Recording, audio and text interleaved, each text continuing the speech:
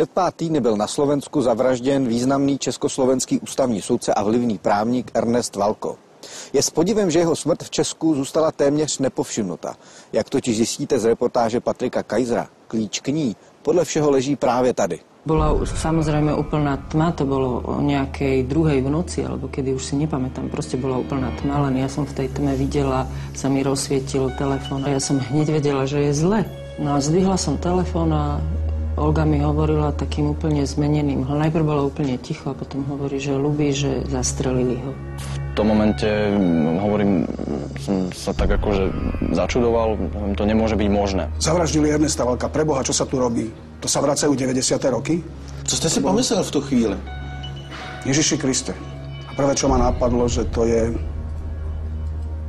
proste stále ten balkánsko-ruský bandický duch, ktorý tu je stále prítomný a nikdy neodišiel a znovu sa prejavil. Tady se děly věci, které v Česku nemají obdoby a Ernest Valko byl jeden z mála lidí, který se nebál ty věci pojmenovávat pravými jmény.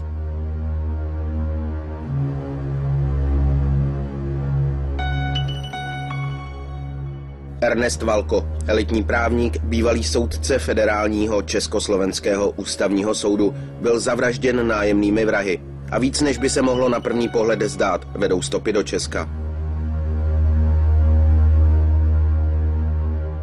Limbach, malá vesnice plná prominentních lidí, 20 kilometrů od Bratislavy.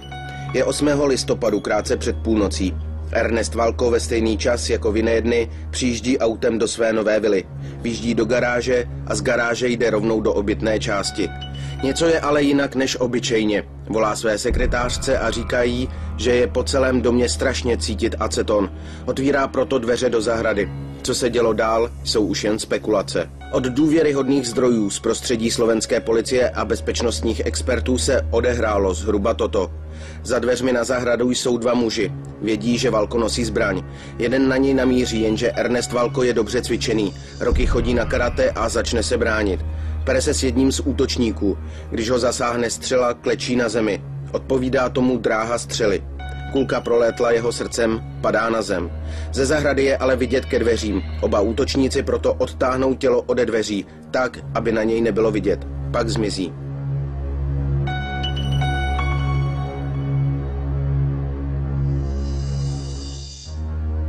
Uvedomila som si, že treba držať Olgu, treba držať Janku, ktorá je v podstate ešte veľmi mladá. Na toto teda nie je nikto pripravený, že príde domov a vidí tam svojho otca, alebo manžela, alebo partnera v krvi ležať. Si myslím, že nešlo ani o vraždu v afekte, že nešlo ani o vraždu z nejakého triviálneho dôvodu, lebo spôsob, ako to bolo celé urobené, ako bolo pripravené, jeho zabitie nasvedčuje, že to robili ľudia, ktorí majú skúsenosti v oblasti zabíjania ľudí. Celé to bolo neskutočne premyslené. Vidno, že oni ho zrejme niekoľko dní alebo možno aj týždňov sledovali, aby zistili jeho zvyky, takže to hovorí o velmi vymakanej, premyslenej vraždě. Proč by chtěl někdo zavraždit bohatého a úspěšného právníka, který se nevěnoval klasickému zločinu, ale obchodnímu právu? Odpověď začneme hledat právě teď, ale musíme se pro ní vrátit o 16 let zpátky. Slovensku vládne Vladimír Mečiar tvrdou diktátorskou rukou. Rukou, která zastrašuje novináře a nechává jim rozbíjet auta, jako v případě Eugena Kordy. Oni nezničili auto, oni sa snažia zničiť mňa. Nebo je přímo mlátí, jako v případě zpravodaje televize Prima Vlada Mišauera.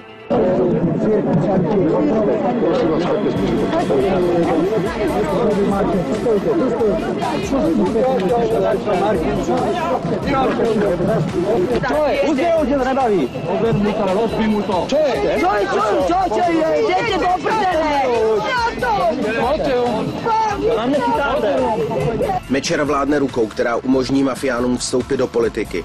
Vraťme se do období, kdy Slovensku vládne organizovaný zločin. Veřejné popravy v mafiánském stylu jsou téměř na denním pořádku a mladá slovenská demokracie trpí. Do doby, kdy šéf slovenské informační služby Ivan Lexa za pomoci svých agentů zorganizoval podle obžaloby únos syna tehdejšího prezidenta Michala Kováče.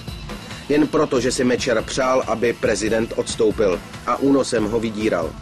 kdy poslanci za Mečiarovskou HZDS podepisují sliby absolutní poslušnosti. A když jeden z nich nehlasoval, jak Mečiar nařídil, a pak odmítl odstoupit, vybuchl mu před domem granát. Valko z duše nesnáší nesvobodu, nesnáší mečiarovský útlak. V té době Valko pomáhá demokratické opozici se zákony a za pomocí paragrafů u soudů bojuje i proti Mečiarovi. Třeba proti jeho svévolnému zrušení referenda. Podľa môjho názoru je veľmi ťažké dnes hovoriť, že či Slovenská republika je právny a demokratický štát. A nebo úplně zadarmo hájí právě zbytého Vlada Mišauera. Za 20 let, co vlastně od revoluce jsem se pohyboval v novinařině, neviděl někoho tak angažovaného, kdo se snažil, aby se Slovensko vymanilo z toho mečiarismu, kdo bojoval za principy demokracie. To byl člověk, který bojoval a šel jak buldozer proti nespravedlnosti. Tak jsem ho já znal 17 let. Když vládu nad Slovenskem přebírá Vladimír Dzurinda, zdá se, že temné roky jsou pryč. Později se potvrdí, že ale nikdy neodešli a důkaz o tom je právě Valkova vražda. Sám Valko se v té době věnuje své praxi a získává první ze svých velkých případů, takzvané Dudského směnky. Jan Dudský, bývalý slovenský ministr hospodářství z Mečiarovy vlády a pozdější ředitel slovenské plynárenské společnosti, měl údajně použít nevyplněné směnky k nákupu akcí převážně krachujících českých podniků. V roce 1999 ho někdo zavraždil v jeho domě.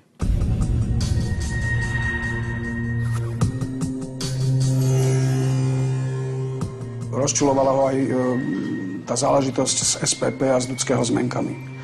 Ale ja viem, že on robil v Dudského zmenkách len jeden prípad a to bola jedna zmenka ešte niekedy z roku 99 alebo 2000 za 350 miliónov, ktorú ešte vtedy žiadal preplatiť Roman Zubík a ten prípad sa na Slovensku prehadzoval podľa mňa len kvôli tomu, že tie súdy sú skorumpované.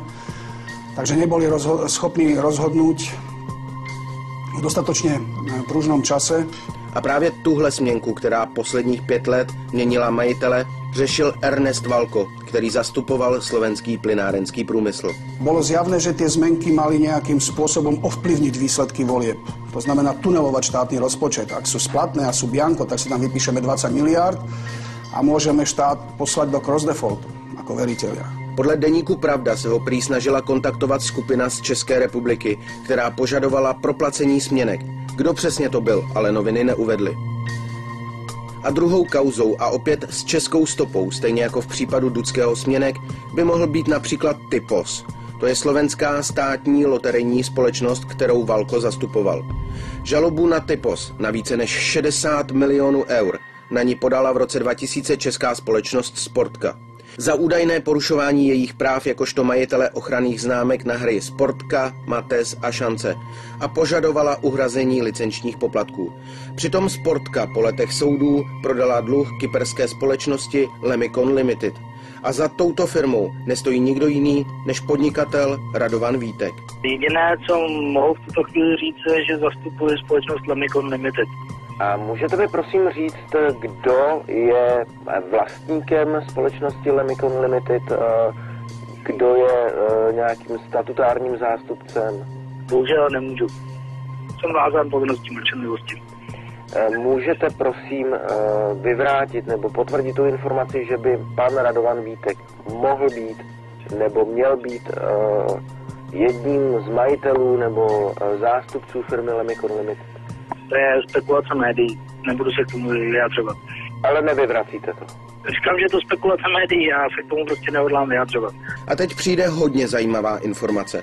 Necelé 2 týdny před smrtí se Valko svěřil své kamarádce, že má informace, které by mohly absolutně zvrátit soud a zajistit výhru pro Typos a potažmo tedy i pro stát. Viem, že vedel nejaké informácie, ktoré nikto iný nevedel a dokonca hovoril, že to môže zvrátiť celý priebeh, čiže tam zrejme bolo veľmi dôležité, aby navyše bol naozaj veľmi šikovný ako právnik, takže to bolo veľmi dôležité, aby on tú kauzu nerobil.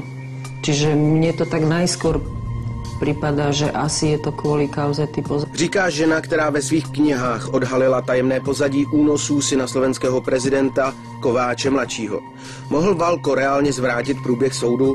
Zřejmě mohl. A ve světle rozhodnutí Nejvyššího slovenského soudu z 3. prosince působí jeho smrt ještě daleko hrůznějším dojmem. Soudci totiž rozhodli, že Typos musí zaplatit 14 milionů eur za neoprávněné užívání ochranných známek. Právě Lemikonu. Potvrdí se česká stopa, stojí za vraždou Ernesta Valka někdo, kdo bydlí na východ od slovenských hranic? Těžko říci a zřejmě se to možná nikdy nedovíme. Mnoho věcí totiž naznačuje, že objasnit vraždu elitního advokáta není na pořadu dne. Proč? Pojďme se vrátit do oné osudné noci, do 1 hodiny ráno 9. listopadu. Ernest Valko je už 2 hodiny po smrti. V momente, keď sme prišli na miesto, tak ulica, na ktorej pán Valko býval a na ktorej stála postavená jeho vila, bola kompletne uzatvorená. Bola uzatvorená z jednej strany, takisto z druhej strany. A na jeho dom nebolo, tak povediac, vôbec vidieť. Navyše bola obrovská tma. Kromě ministra vnitra a policejního prezidenta a dalších významných lidí, kteří se na místě vraždy střídají jak sošky na orloji, se do domu Ernesta Valka druhý den vydává také rodinný přítel a bývalý novinář Milan Žitný. Tam je niekoľko momentov, ktoré sú veľmi podozrivé alebo mimoriadne znepokojujúce. Nie je tam ani stopy po tom, že by kriminalisti zobrali otlačky prstov. Musel by tam zostať prášok, ten argentorát, alebo nejaký iný, alebo kyanakrilátové prostriedky. Nie je tam nič. Konzultoval som to so špičkovými kriminalistami, hovoria, každý jeden prostriedok, ktorý sa používa na snímanie otlačkov prstov, nejakú stopu zanechá. Tu nebolo nič. Na zemi sú nejaké stopy zakreslené, ale keď sme sa na to pozorne dívali, tak sme si všimli, že nie všetky sú zakreslené. Čiže z toho, čo zakreslené bolo, sa nedá odčítať, či ten páchateľ bol 1, 2 alebo ešte viacerý. A navíc vyšetřování Valkovy vraždy dozoruje první policejní viceprezident Ján Valo. Právě on v roce 2006 vedl štvavou kampaň proti Valkovi a právě on stál za jeho nezákonným zatčením ve vykonstruovaném případu údajného vydírání. Valko strávil 4 dny v cele předběžného zadržení. Stíhání tehdy nakonec zastavila prokuratura, protože policisté porušili zákon, kde mohli. A jako stín nad celým případem visí podezření, že policisté prohledávali tehdy jeho kancelář, aby zřejmě našli Dudského Smienky. Ernest bol vôbec sklamaný, že tento pán sa stal po voľbách viceprezidentom policajného zboru a viem, že sa snažil o to, aby vysvetlil kompetentným, že o akého človeka ide a viem, že nepochodil. Ja som mu vravel, no darebáci sa vracajú. My už dnes nemáme takú jasnú deliacu čiaru ako do roku 98, kedy boli tamtí zlí mečiarovci a tuto my dobrí antimečiarovci. Nie, dnes už sú tie skupiny premiešané, žiadne zákopy neexistujú a peniaze sú silné afrodiziakom, takže všetci chcú mať z toho podiel. Vy si osobne myslíte, že sa podaří objasniť jeho vraždu? Ja som veľmi skeptická, podľa mňa sa to nepodarí. Tam je už na začiatku urobených toľko chýb, že v prípadne aj keby niekoho našli podozrivého a obvinili ho z tejto vraždy, tak ten sa bude veľmi úspešne brániť práve chybami, ktoré boli urobené v prvých hodinách.